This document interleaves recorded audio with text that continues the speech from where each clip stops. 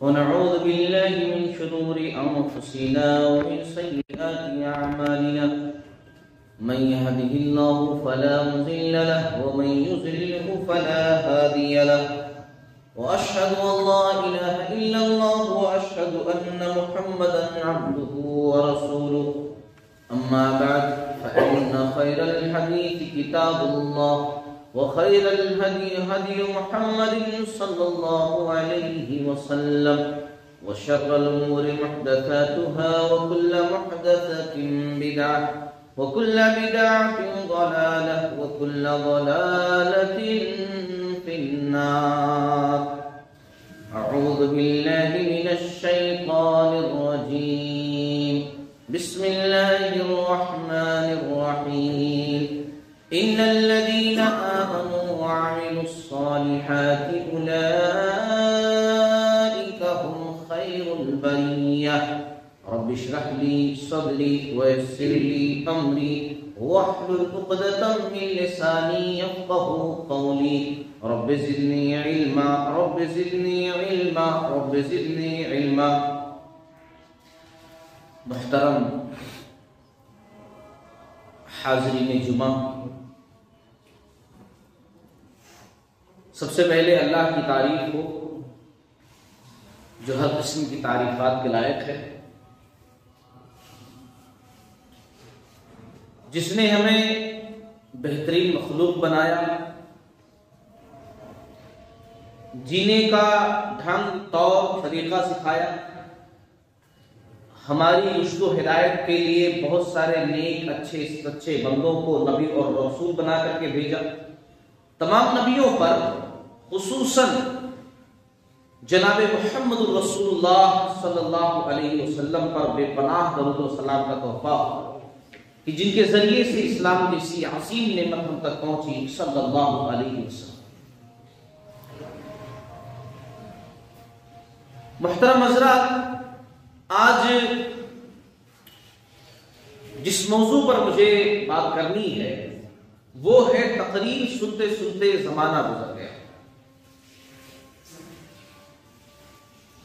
اس دنیا کے اندر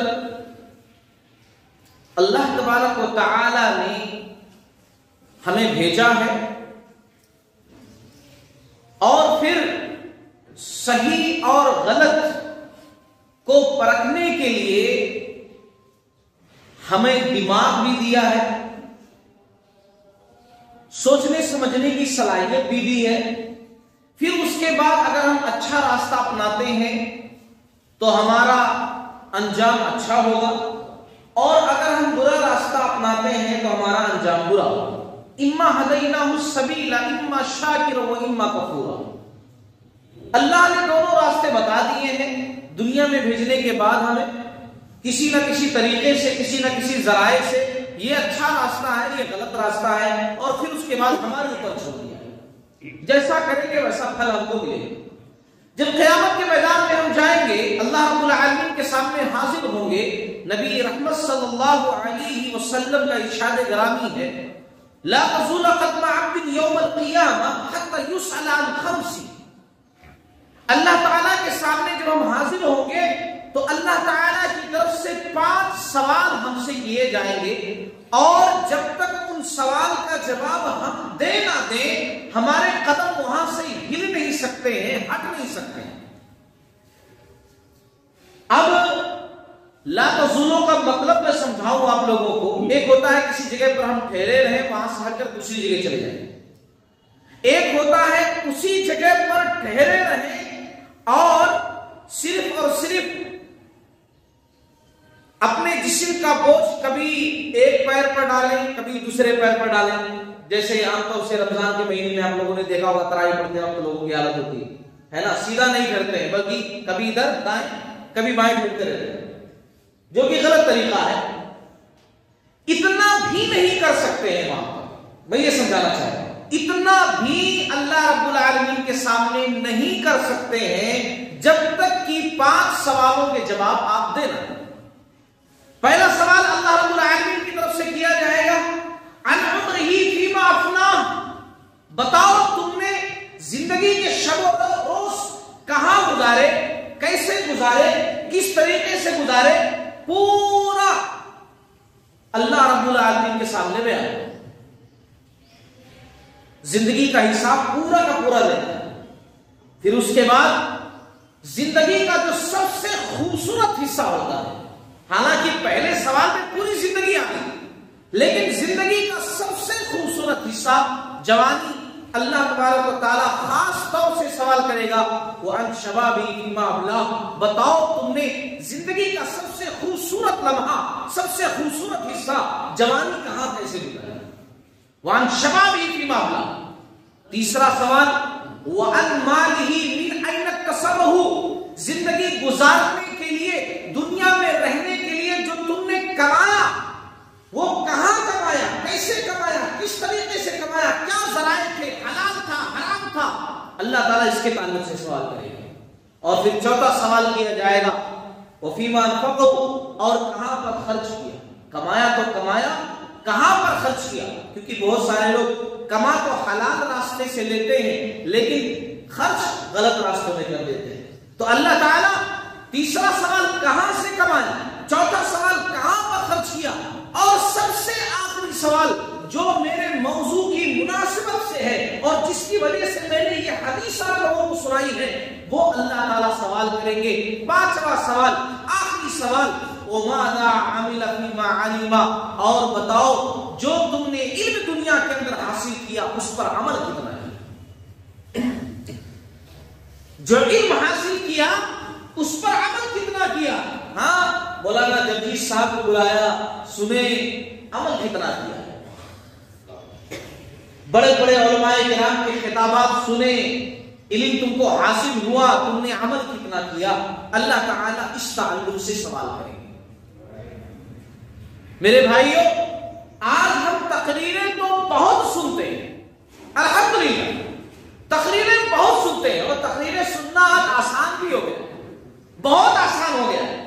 آج جتنی واعظ و نصیحت کی باتیں کی جاتی ہیں، کہی جاتی ہیں، سنی جاتی ہیں، میرے حساب سے شاید نبی رحمت صلی اللہ علیہ وسلم کے دور میں بھی اتنی باتیں نہیں ہوتی تھی، نہ اتنے دروس ہوتے تھے، نہ اتنی تقریریں ہوتی تھی، نہ اتنی واعظ و نصیحت کی باتیں ہوتی تھی۔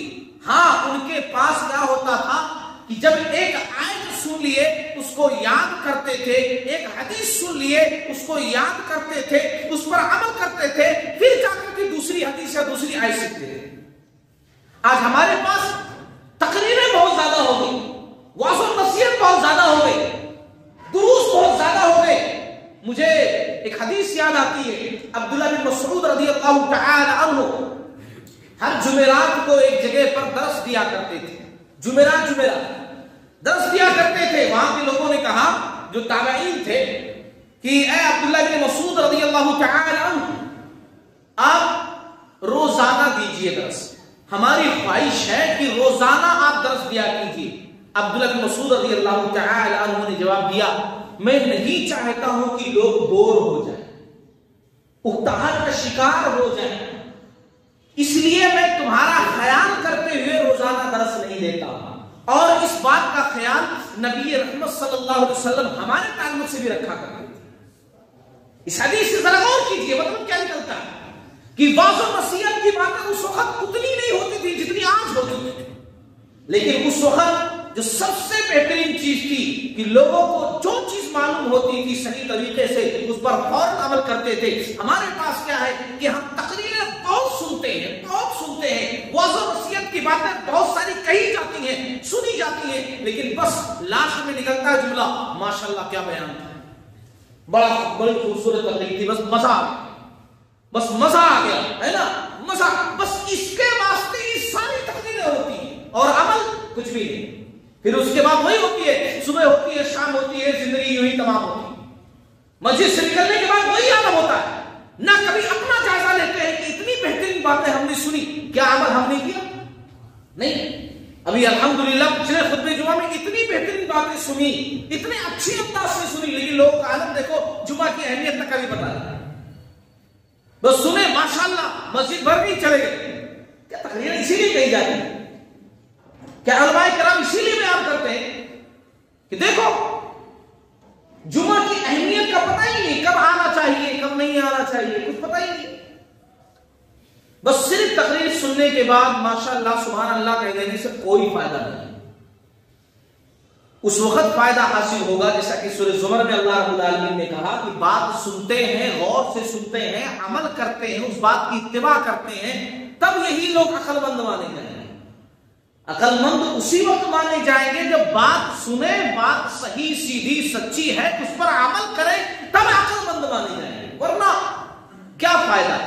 صحابہ کرام کوئی بات سنتے تھے، اس پر غور کرتے تھے، نہ صرف آپ صلی اللہ علیہ وسلم کے سامنے بلکہ بعد میں جا کر کے محسوس کرتے تھے کہ میں اس بات پر کتنا عمل کرتا ہوں، اس بات کا اثر میری زندگی پر کتنا ہے۔ یہ صحابہ کرام سوچتے تھے۔ ہمارے پاس یہی سنتے ہیں، یہی سبحان اللہ ماشاءاللہ ہو جاتا، گیٹ کے باہر کی جو زندگی ہے اس میں مشغول ہو جاتے ہیں، یہاں کی باتیں نظر ہی نہیں آتی اور نہ ہی ہمارے دماغوں کے اندر موجود رہتی۔ صحابہ کرام ایسا نہیں تھا، آپ صلی اللہ علیہ وسلم کے سامنے جو سنتے تھے وہ ہمیشہ باہر بھی ہو تو اپنے اندر سوچتے تھے کہ کچھ بدلاؤ تو نہیں آیا، آپ صلی اللہ علیہ وسلم نے ایسی ایسی باتیں کہی ہیں اس تعلق سے، میرے اندر وہ باتیں تو نہیں ہیں، یعنی اپنا جائزہ لیتے تھے، اپنے ایمان کو ٹٹولتے تھے۔ بڑا مشہور واقعہ ہے، بڑا مشہور واقعہ ہے، حنظلہ رضی اللہ تعالی عنہ، کاتبین وحی میں سے ایک صحابی حنظلہ رضی اللہ تعالی عنہ، اللہ کے نبی صلی اللہ علیہ وسلم کے بڑے مشہور صحابی حضرت حنظلہ رضی اللہ تعالی عنہ ایک مرتبہ بھاگے پھر رہے ہیں، آپ صلی اللہ علیہ وسلم کی طرف جا رہے ہیں، مسجد نبوی کی طرف، راستے میں ابو بکر صدیق رضی اللہ تعالی عنہ ملتے ہیں، کہتے ہیں حنظلہ کیا بات ہے، اتنی سپیڈ اتنی تیزی سے کہاں کا ارادہ ہے؟ کہا حنظلہ تو منافق ہو گیا، حنظلہ تو منافق ہو گیا۔ کہا نعوذ باللہ من ذلک، کیا بات ہے؟ کیونکہ منافق ہے کوئی ایک لفظ نہیں ہے، منافق بولے تو اسلام سے سمجھ لیجیے گیا تو جہنم میں جائے گا منافق، اور ایک صحابی خود اپنے آپ کو کہہ رہے ہیں حنظلہ منافق ہو گیا۔ ابو بکر صدیق رضی اللہ تعالی عنہ نے کہا حنظلہ بات کیا ہے وہ تو بتاؤ۔ کہا بات تو یہ ہے کہ جب میں رسول اللہ صلی اللہ علیہ وسلم کی خدمت میں رہتا ہوں، آپ صلی اللہ علیہ وسلم کی باتیں سنتا ہوں تو میرا ایمان بڑھ جاتا ہے، میرے ایمان کا لیول کچھ اور ہوتا ہے، میرے جذبات کچھ اور ہوتے ہیں، میرا ایمانی درجہ کچھ اور ہوتا ہے، لیکن جب میں آپ صلی اللہ علیہ وسلم کی مجلس سے اٹھ کر کے نکل جاتا ہوں، دوسرے کاموں میں مشغول ہو جاتا ہوں، تو وہ بات میرے اندر نہیں رہ جاتی ہے جو آپ صلی اللہ علیہ وسلم کی مجلس میں تھی، وہ بات میرے اندر نہیں رہ جاتی ہے، وہ ایمان، وہ جذبہ اسلام کے تعلق سے وہ لیول میرے اندر نہیں رہ جاتا ہے جب میں باہر ہوتا ہوں، آپ صلی اللہ علیہ وسلم کی مجلس سے اٹھ کر چلا جاتا ہوں، اسی لیے میں تو منافق ہو گیا، وہاں کچھ یہاں کچھ۔ منافق کی یہی تو نشانی ہے کہ ظاہر کچھ باطن کچھ، تو وہاں کچھ یہاں کچھ، میں تو منافق ہو گیا۔ ابو بکر صدیق رضی اللہ تعالی عنہ نے کہا یہ پرابلم تو مجھے بھی ہے، تب تو میں بھی کہیں یہ مسئلہ تو میرے ساتھ بھی ہے، چلو دونوں مل کر چلتے ہیں آپ صلی اللہ علیہ وسلم کے پاس مسئلے کا حل ڈھونڈنے کے لیے۔ دونوں لوگ پہنچے، آپ صلی اللہ علیہ وسلم سے بیان کیا کہ یا رسول اللہ صلی اللہ علیہ وسلم، آپ کی مجلس میں ہمارا ایمان بہت بڑھا ہوا رہتا ہے، ہمارے ایمان کا درجہ بہت اونچا ہوتا ہے، ہمارا جوش جذبہ کچھ الگ طریقے کا ہوتا ہے، لیکن مجلس سے نکلنے کے بعد وہ نہیں رہ جاتا جو آپ کے پاس رہتا ہے۔ آپ صلی اللہ علیہ وسلم نے کہا دیکھو یہ وقت کی بات ہے، ایمان گھٹتا بڑھتا رہتا ہے، اعمال کے لحاظ سے ایمان گھٹتا بڑھتا رہتا ہے، اگر جو حصہ ایمان کا، جو لیول، جو درجہ ایمان کا میری مجلس کے اندر تم لوگوں کا ہوتا ہے، اگر وہی درجہ وہی لیول باہر بھی ہو تو فرشتے راستوں میں تم سے سلام اور مصافحہ کریں گے، فرشتے تم سے مصافحہ کریں گے، لیکن وقت کی بات ہے حنظلہ، وقت کی بات ہے، وقت کی بات ہے۔ تو دیکھو صحابہ کرام اپنی ایمان کے بارے میں کتنا سوچتے تھے۔ ہم لوگ بیانات سنتے ہیں، سبحان اللہ ماشاءاللہ بول دیے، کیا کبھی باہر جا کر ایسا سوچے کہ میں کتنا عمل کر رہا ہوں، میں اسلام کے مطابق کتنا چل رہا ہوں، میرا ایمان کس لیول کا ہے؟ کبھی ہم نے سوچا نہیں، ہم نے نہیں سوچا۔ سوچتے کون تھے؟ عمر بن خطاب رضی اللہ تعالی عنہ جیسی شخصیت تعارف کی ضرورت نہیں، صرف نام لینا کافی ہے حضرت عمر بن خطاب رضی اللہ تعالیٰ عنہ کا. لیکن عالم یہ ہے کہ ایک مرتبہ ایک صحابی ہیں حذیفہ بن یمان رضی اللہ تعالیٰ، سنو اس بات کو غور سے، ایک صحابی ہیں حذیفہ بن یمان رضی اللہ تعالیٰ عنہ. یہ وہ صحابی ہیں کہ جن کو پیارے نبی صلی اللہ علیہ وسلم نے منافقوں کے نام بتائے تھے. حذیفہ بن یمان رضی اللہ تعالیٰ عنہ کو آپ صلی اللہ علیہ وسلم نے منافقوں کے نام بتائے تھے، پوری لسٹ بتائی تھی کہ فلاں فلاں فلاں فلاں شخص جو ہے مدینہ میں منافق ہے. آپ صلی اللہ علیہ وسلم دنیا سے رخصت ہو گئی. عمر بن خطاب رضی اللہ تعالیٰ عنہ کا دور خلافت ہے، امیر المومنین ہے. حذیفہ بن یمان رضی اللہ تعالیٰ عنہ سے ایک مرتبہ پوچھتے ہیں کہ حذیفہ دیکھو ایک گزارش ہے تم سے، ایک گزارش ہے، مجھے یہ مت بتاؤ کہ کون کون لوگ منافق ہیں مدینہ کے اندر، بس صرف اتنا بتا دو کہ اس لسٹ میں کہیں میرا نام تو نہیں ہے، اس لسٹ میں کہیں میرا نام تو نہیں ہے جو آپ صلی اللہ علیہ وسلم نے بتایا. ذرا غور کرو، یہ عمر بن خطاب رضی اللہ تعالیٰ ایمان کے بارے میں اتنا سوچ رہے ہیں. آج ہم تقریریں سنتے ہیں، درس سنتے ہیں، واضح و نصیحت کی باتیں سنتے ہیں، کبھی غور ہی نہیں کرتے ہمارا ایمان کیسا ہے. اگر تقریریں سنائی جاتی ہیں جھوٹ مت بولو تو اپنے بارے میں نہیں سوچتے کہ میں نے کیا کیا کیا ہے، میں کیا کیا کرتا رہتا ہوں، میرا ایمان کیسا. ہمیشہ حق کی باتیں بھی، سچ باتیں بھی دوسروں پر ڈال کر سوچتے ہیں، دوسروں پر، سامنے والے پر، انہوں ایسا کیے نا، انہوں ایسا کیے نا، اپنے بارے میں کبھی نہیں سوچتے. اس لیے میں کہوں گا کہ تقریر سنتے سنتے زمانہ گزر گیا. اب نوجوان قوم میں کردار چاہیے، اب ہمارے اندر کردار کا ہونا بہت ضروری ہے نا. تقریریں بہت سن لی، تقریریں سن کر کے سن دو گے باقاعدہ، خالی تقریریں سنتے جا رہے ہیں، بس سبحان اللہ ماشاءاللہ الحمدللہ، بس مزہ آ گیا. واقعی میں اسی میں صرف زندگیاں گزرتی چلی جا رہی ہیں. فجر کی نماز ہم سے غائب ہے، جھوٹ کثرت سے بولتے، رشوت عام ہے، جہیز کی بری لعنت سماج و معاشرے کے اندر سے ختم ہونے کا نام نہیں لے رہی ہے. برائیاں ہمارے گھروں کے اندر موجود ہیں، فحاشی ہمارے گھروں کے اندر موجود ہیں، اور ہم غیبت چغلی جھوٹ میں لگے ہوئے ہیں، ہر برائی میں ملوث نظر آتے ہیں، اور تقریریں بھی اتنی ساری سنتے ہیں، وعظ و نصیحت کی باتیں بھی اتنی ساری ہو رہی ہیں، اور گناہ بھی اتنے سارے ہو رہے ہیں. پھر ان تقریروں کا فائدہ کیا ہے جب تک عمل نہیں کریں گے؟ کوئی فائدہ نہیں. اسی لیے میں نے خطبے کی جو شروعات کی اسی میں حدیث آپ لوگوں کو سنا دیا کہ اللہ رب العالمین جو 5 سوال کرے گا اس میں سے آخری سوال یہی ہوگا کہ جو تم نے دنیا کے اندر علم حاصل کیا اس پر عمل کتنا کیا.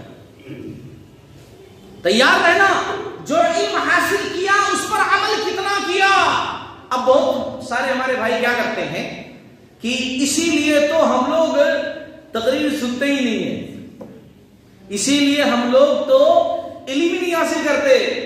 لاسٹ میں آتے ہیں، دروازے کے پاس ٹھہرتے ہیں، 2 رکعت نماز پڑھے نکل گئے، کیونکہ تقریر سنیں گے، علم حاصل کریں گے تو اللہ سوال کرے گا تم نے سنا تھا تو عمل نہیں کیا، اسی لیے نہ سنتے ہیں اور نہ کرتے ہیں. ایسا سوچتے ہو لوگ.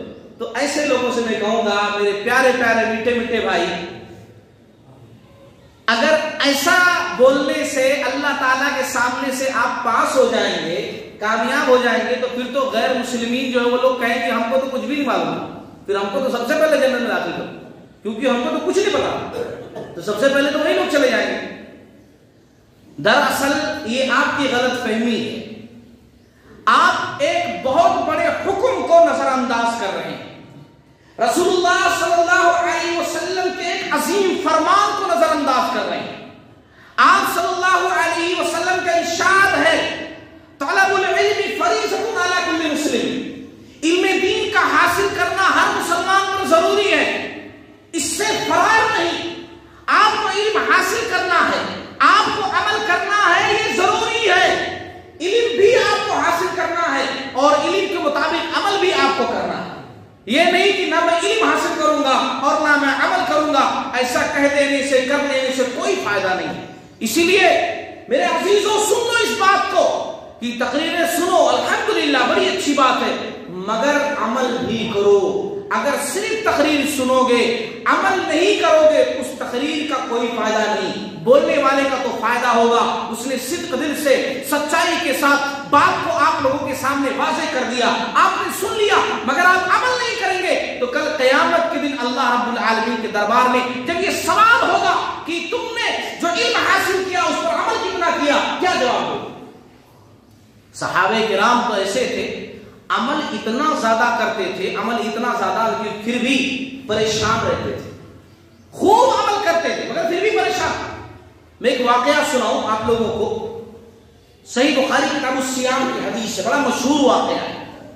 سلمان فارسی رضی اللہ تعالی عنہ یہ اسلامی بھائی قرار پائے ابو الدرداء رضی اللہ تعالی عنہ کے. سلمان فارسی فارس سے آئے, اسلام قبول کی. دیکھو اللہ تعالیٰ جس کو ایمان کی دولت دینا چاہتا کہاں کہاں سے بلا لیتا ہے. اور اللہ کے نبی صلی اللہ علیہ وسلم نے جب مواخات کرایا, بھائی چارہ کرایا کہ یہ مسلمان کا بھائی ہے, تو ان کے بھائی کون بنے؟ ابو الدرداء رضی اللہ تعالیٰ. اچھا, پردے کی آیت نازل ہونے سے پہلے کی بات ہے یہ. سلمان فارسی رضی اللہ تعالیٰ عنہ گئے اپنے بھائی, دینی بھائی ابو الدرداء رضی اللہ تعالیٰ عنہ کے گھر پہ ملنے کے لیے گئے. اب وہاں جب پہنچے تو دیکھا کہ ان کی بیوی ہے, ان کی بیوی جو ہے کوئی بناؤ سنگار نہیں ہے, معمولی لباس میں ہے. تو کہا کیا بات ہے, بھائی تو گھر پر رہتے ہیں, پھر اسلام کا حکم یہ ہے کہ عورت کو بند سنور کر سج کر رہنا چاہیے, شوہر گھر پر ہے, انہوں جہاد پر بھی نہیں گئے ہیں یا کہیں دوسری جگہ بھی نہیں گئے ہیں, پھر آپ ایسی حالت کیوں بنائی ہوئی ہے, اسلام کے خلاف یہ ہے. تو کہا کہ دیکھو آپ کے بھائی کو میری ضرورت ہی نہیں ہے, اس لیے میں کوئی بناؤ سنگار نہیں کر رہی. کہا اچھی بات ہے. ابو الدرداء رضی اللہ تعالیٰ عنہ گھر پہ آئے, اتنے میں بات چیت ہو رہی تھی. کہا کھانا لگاؤ ہمارے بھائی سلمان کے لیے. کھانا لگایا گیا. سلمان رضی اللہ تعالیٰ عنہ نے کہا آپ بھی کھائیے. کہا نہیں میں تو نفلی روزہ رکھے بھی ہوں. کہا نفلی روزہ, سب سے پہلے روزہ آپ توڑیے. نفلی روزہ نا, میں مہمان بن کر آیا ہوں, میرے ساتھ جب تک آپ کھانا نہیں کھائیں گے میں کھانا نہیں کھاؤں گا. ٹھیک ہے, روزہ توڑ دیا, کھانا کھایا. اب مغرب کی نماز پڑھے, عشاء کی نماز پڑھے, اور پھر اس کے بعد ابو الدرداء رضی اللہ تعالیٰ عنہ گھر پر آئے, کھڑے ہو گئے بس ٹھہرنے والے. کہا سلمان رضی اللہ تعالیٰ عنہ نے کہا کیا کرنے جا رہا ہو؟ کہا کہ اللہ کی عبادت نفلی عبادت کرنے جا رہا ہوں. کہا کہ دیکھو ابھی آپ جو ہے اپنی اہلیہ کے پاس جاؤ, اسے ملو, بات چیت کرو. چلے گئے. پھر اس کے بعد رات کے آخری حصے میں اٹھایا, ان کو فریش ہونے کے بعد کہا کہ چلو میں بھی تہجد کی نماز پڑھتا ہوں, آپ بھی پڑھو, ساتھ میں مل کر پڑھتے ہیں. دونوں لوگ تہجد کی نماز پڑھے. فجر کی نماز میں آپ صلی اللہ علیہ وسلم کی خدمت میں پہنچنا تھا, دونوں لوگ فجر کی نماز پڑھے. سلمان رضی اللہ تعالیٰ عنہ نے انہیں سمجھاتے ہوئے کہا کہ دیکھو میرے بھائی ابو الدرداء, جس طرح اللہ کا حق ہمارے اوپر ہے ایسے ہی یہ جو دنیا میں ہمارے ساتھ لوگ رہتے ہیں ان کا بھی حق ہے, ہمارے بچوں کا, ہماری بیوی کا, ہمارے جسم کا, سب کا حق ادا کرنا ہے نا. اب یہ واقعہ سننے کے بعد بہت سارے لوگ سوچ رہے ہوں گے کہ جسم کا حق تو بڑا اچھا ادا کرتے ہیں ہم لوگ, ہمیشہ سوتے رہتے ہیں, فجر کی نماز غائب ہے نا, فجر کی نماز اللہ کا حق چھوڑ کر کے باقی سارے حق ادا کرتے ہیں. تو بہرحال کہا کہ سب کا حق ہے, اللہ کا حق جیسے ادا کر رہے ہو ویسے ہی بیوی کا بھی حق ادا کرو, بچوں کا حق ادا کرو, گھر میں رہو, ٹائم دو اپنی فیملی کو. بہرحال جب فجر کی نماز میں پہنچے, فجر کی نماز ہو چکی, تب جو ہے ابو الدرداء رضی اللہ تعالیٰ عنہ آپ صلی اللہ علیہ وسلم کے پاس پہنچے اور شکایت کی, یا رسول اللہ صلی اللہ علیہ وسلم نفلی روزہ بھی توڑوا دیے ہمارے بھائی سلمان صاحب, اور رات میں نماز پڑھنے کے لیے ٹھہرا تو وہ بھی جو ہے توڑوا دیے. بولے کہ نہیں ابھی نماز مت پڑھو, تہجد کی نماز سے بھی پڑھنا اس میں جا کر کے. پوری جو روٹین تھی دن بھر کی پورا بتا دیا, اور کہا کہ انہوں نے لاسٹ میں مجھے نصیحت کی ہے کہ اللہ کا حق ادا کرو اور گھر والوں کا بھی حق ادا کرو. اللہ کے حق کے تعلق سے بھی پوچھا جائے گا اور گھر والوں کے حق کے تعلق سے بھی پوچھا جائے گا. تو آپ صلی اللہ علیہ وسلم نے کہا کہ ہاں ابو الدرداء سلمان نے سچ کہا, اس کی بات صحیح ہے, اس نے جو کچھ کیا صحیح کیا. یہ واقعہ دراصل جو میں آپ لوگوں کو سنایا ہوں نا، وہ اس لیے سنایا ہوں بس یہ آخری بات کے لیے. یہی ابو الدرداء رضی اللہ تعالیٰ عنہ جن کے زہد کا، جن کے تقویٰ کا، جن کے عمل صالح کرنے کا یہ واقعہ جو میں نے ذکر کیا کہ اتنے زیادہ عمل کرتے تھے، اتنے زیادہ کہ منع کرنا پڑتا تھا، بھائی صرف اللہ کا حق ادا مت کرو، بیوی کا بھی حق ادا کرو، بچوں کا بھی حق ادا کرو. اتنے زیادہ نیکیاں کرنے والے، اتنا زیادہ عمل کرنے والے صحابی موت کا وقت جب آیا تو زارو قطار ہو رہے ہیں، زارو قطار ہو رہے ہیں. لوگوں نے کہا آپ کو ٹینشن کیا ہے، آپ صحابی رسول ہیں، آخر کیوں رو رہے ہیں؟ کہا کہ کیوں نہ رو، مجھے کچھ نہیں پتا کہ میرے کس عمل پر میرا مواخذہ ہو جائے. میرا سفر بڑا لمبا ہے، طویل سفر طے کرنا ہے، بھی قبر کی زندگی پڑی ہے، آخرت کا میدان ہے، سوال جواب ہے، میرے پاس نیکیوں کا جو ذخیرہ ہے بہت کم ہے، بڑا معمولی ہے. اتنا زیادہ عمل کرنے کے بعد بھی اتنے پریشان ہیں. کون؟ صحابی رسول حضرت ابو الدرداء رضی اللہ تعالیٰ عنہ. اور آج ہماری نمازیں ہم سے غائب ہیں، ہماری زبان صحیح طریقے سے نہیں استعمال ہوتی ہے، ہمارے مال کے اندر کچھ صحیح کچھ غلط رہتا ہے، مگر پھر بھی بڑے سکون سے ہے، کوئی بات نہیں. بس تقریریں سنتے ہیں، یہاں تقریر سن لیے، وہاں درس سن لیے، وہاں نصیحت کی بات سن لیے، ماشاءاللہ اچھا بہترین تھا، ختم، اس کے بعد چلے. صحابہ کرام کی زندگیاں ایسی نہیں تھی. صحابہ کرام جو سنتے تھے اس پر عمل کرتے تھے. اور اگر کامیابی ہم کو چاہیے، مجھ کو، آپ کو، تو ہم جو سنیں اس پر عمل کریں.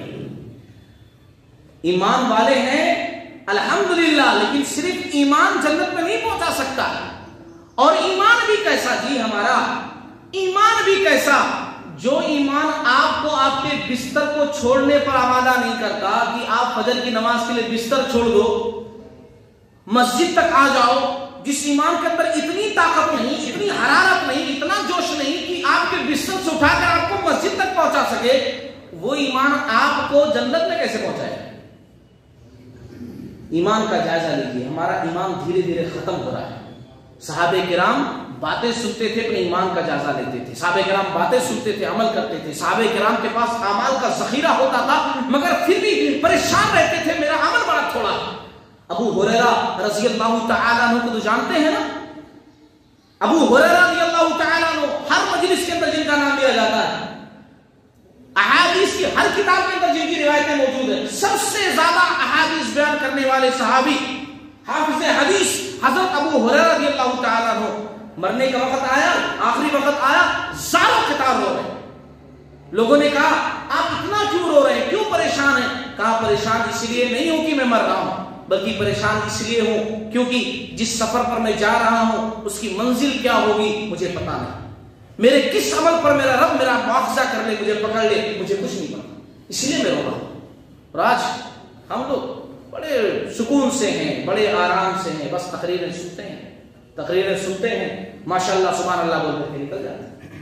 بات ختم کرتا ہوں یہیں پر اور یہی گزارش کروں گا کہ تقریریں سنیے مگر عمل کیجیے. صرف تقریریں سن لینے سے کوئی فائدہ نہیں ہے.